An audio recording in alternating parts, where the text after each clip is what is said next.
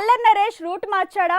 Star హీరోలైన victory Venkatesh, Narasimham Balayya ఇలా అంతా రొటీన్ కి భిన్నంగా వెళ్తుంటే అల్లరి నరేష్ కూడా మనసు మార్చుకున్నట్టున్నాడు. మొన్న మహర్షి, ఇప్పుడు నాంది అంటూ ప్రయోగాలతో కొత్త జర్నీకి నాంది పలుకుతున్నాడు. అల్లరి నరేష్ అంటేనే కామెడీతో సక్సెస్ మినిమం గ్యారంటీ చేసుకున్న హీరో. కానీ ఇప్పుడు తన స్ట్రాటజీ మారిందా?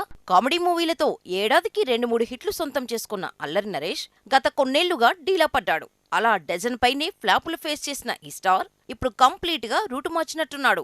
సరికొత్త దారిలో వెళ్తున్నాడు. ఒకప్పుడు 2 ఏళ్లకొకసారి నేను ప్రాణం లాంటి ప్రయోగాలు చేసిన తను మహర్షి హిట్ తర్వాతే వరుసగా కంటెంట్ ప్రియారిటీ ఉన్న మూవీలకే ఫిక్స్ అవుతున్నట్టున్నాడు.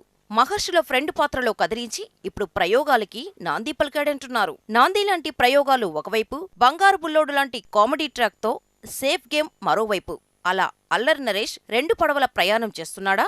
ఒకవేళ నాంది లాంటి సాహసాలు వర్కౌట్ కాకపోయినా బంగారు బుల్లోడు లాంటి కామెడీ సినిమాలతో సేఫ్ జోన్ చూసుకుంటున్నాడా? ఈ డౌట్స్ ఎలా ఉన్నా అల్లరి నరేష్ స్ట్రాటజీ మాత్రం మారిపోతోంది.